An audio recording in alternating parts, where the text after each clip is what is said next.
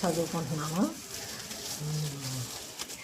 ఎంత బాగుండునని చదువుకుంటున్నానమ్మా, చదువుకుంటున్నానే.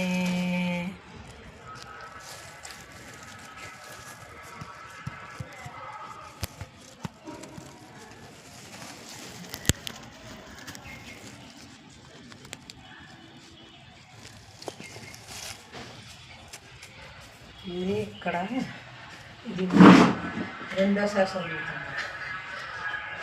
ఇది కొంచెం రెండోసారి చదవాలి. ఎంత చాలా బాగుంది. లాస్ట్లో మా స్పష్టకి మాట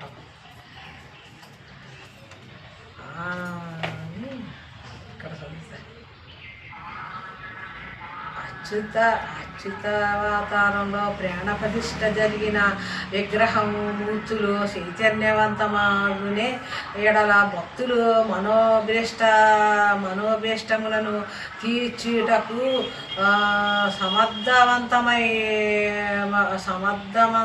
సమర్థవంతమగును. సర్వమంత్రములను కుండలిని ఎడల కలుగును. దాని ఎందే గాయత్రి కూడా కలిగినది.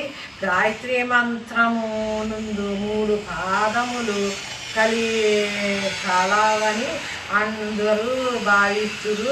అయితే గాయత్రి మంత్రము నందలి 4 పాదములు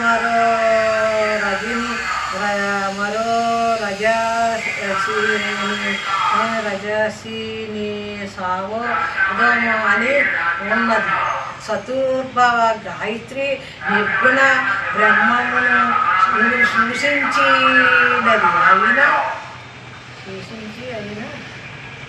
సూచించి ఉన్నది. కుండలి శక్తి 24 తత్వంలో ఈ జగత్తులు సృష్టి చేయించును. గాయత్రి యందు కూడా 24 అక్షరములు కలువు 24 అను సంఖ్య. గోకులము అవి కూడా పేరుగలదు.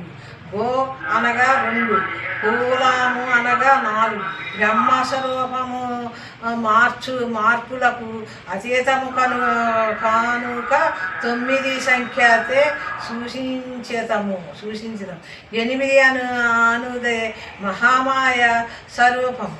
శ్రీపాద శ్రీవల్లభ తనను ఇష్టమైన వారి నుండి ఏదో సౌపాతి దేవో లక్ష్మి అని అనుసుండేది. వారి జీవులందరికీ పతి స్వరూపం బ్రహ్మమే కానుక పతిదేవ అనునది. 9 సంఖ్యను లక్ష్మి అనుదే. 8 సంఖ్యతో అనునది. 2 సంఖ్యను అనునది. 4 సంఖ్యను సూచించినవి అయి ఉన్నది.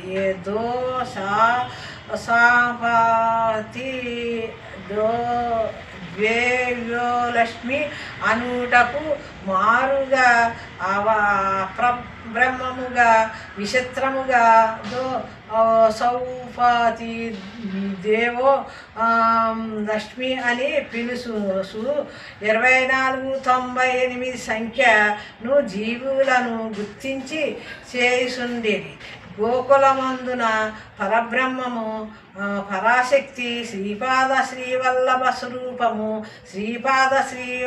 స్వరూపము ఉన్నది. శ్రీకృష్ణ పరమాత్మయే శ్రీవల్లభుని తెలియుము. గాయత్రి మంత్రము స్వరూపము వారి నిర్గుణ పాదుకలను గుర్తించదము.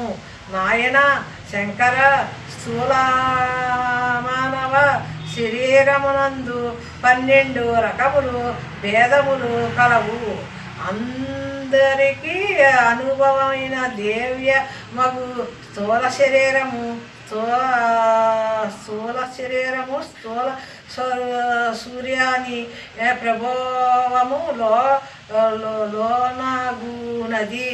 ఓ దాని ఒక దానికి ఒకటేను మరి ఒకటేంటి ఆ సూక్ష్మ సంసర్వదనలతో కూడిన శరీరములు క్రియాయోగము సాధన వలన చేకూరును. క్రియాయోగం దీని గురించే మళ్ళీ చదివా. క్రియాయోగ సాధన వలన చేకూరును. క్రియాయోగ సాధన వలన చేకూరును.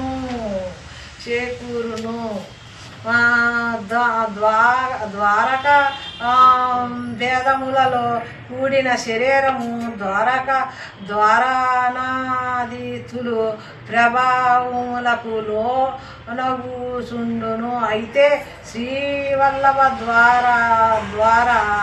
ద్వాదశ ఆదిత్యులు కంటేను కూడా అతీతమైన వారి గనుక వారి యొక్క దివ్యస్థూల శరీరము విచిత్రమైన దివ్య సంబంధాలకు కలిగి ఉండును.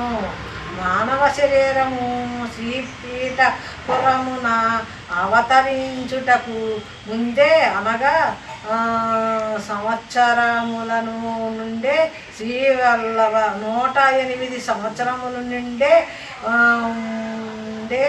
శ్రీవల్లభ ప్రదేశమును విచ్చేసిరి.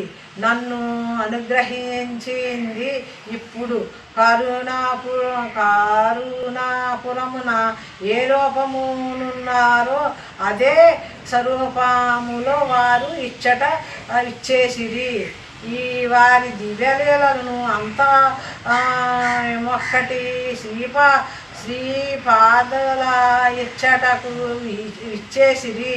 తదుపరి కొంత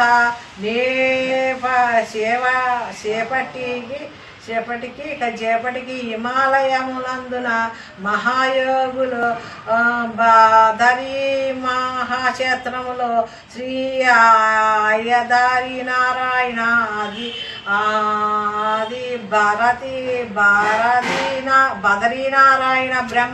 బదరీనారాయణ బ్రహ్మ కమలములలో పూజించి వారి దేశకాలమునకు అతీతులు అని వచ్చెను. నేను శ్రీ పళని స్వామి వారి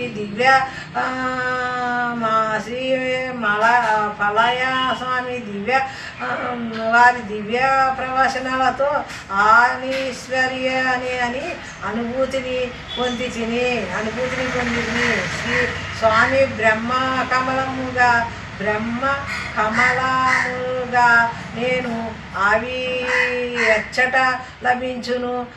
వారినే పూజించి ఈ శ్రీ దత్తాప్రభుని పీఠులగురని మీ వచనములను వలన తెలియవచ్చింది. దయచేసి నా సందేహమును తీర్పగోరుతున్నాను. బ్రహ్మకమలములు స్వరూపము దానిని శ్రీ పళస్వామి కరుణాపురి సృష్టికి ప్రసనవించుని ఇట్లు తెలియజేసి శ్రీ మహావిష్ణువు నా సదాశివుని బ్రహ్మకమలములో పూజించాను. బ్రహ్మకమలములతో పూజించి శ్రీ మహావిష్ణువు యొక్క నాభికమలముగా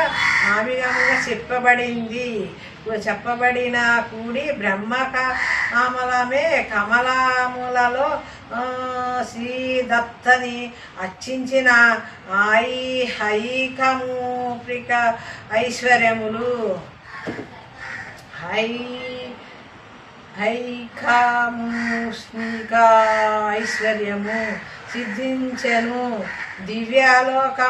కమలములో బ్రహ్మ కమలములో ప్రతిగా ఈ భూమి మండలము సందాలి హిమాలయములను ఈ బ్రహ్మకమలములో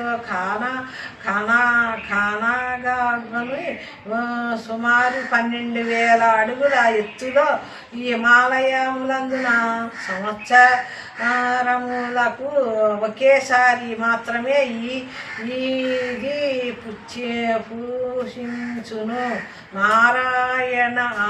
నాయన అర్ధరాత్రి సమయమునందు మాత్రమే ఇది కనిపించుట మరి యొక్క విచిత్రము. ఇది వికాసము చెందినప్పుడు అద్భుతమైన మరి పరిమళములు ఆ ప్రాంతమంతాను నిండిపోయి హిమాలయములందును సాధకులనే నుండి వసంతకాలం వరకు ఇది హిమాలయంలో కురుకుపోయి ఉండును. చైతన్యం ప్రారంభములో ఇది హిమాలయ నుండి బయటపడును. గ్రీష్మకాలము అంతా వికాస ప్రక్రియ జరుగుతుండును. అమర్నాథ్ నందలి అమరేశ్వర హిమాలయ దర్శనముకు శ్రవణ భాద్రపూర్ణ ప్రాంతములందు అర్ధరాత్రి సమయమున నుండి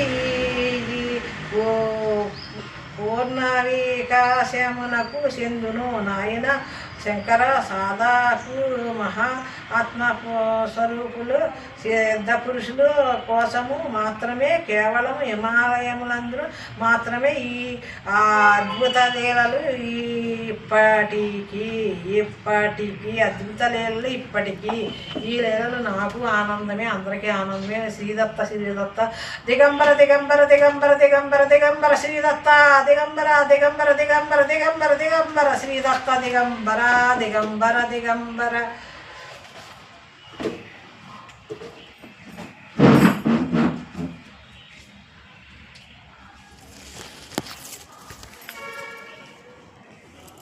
కృష్ణ తులసి లక్ష్మి.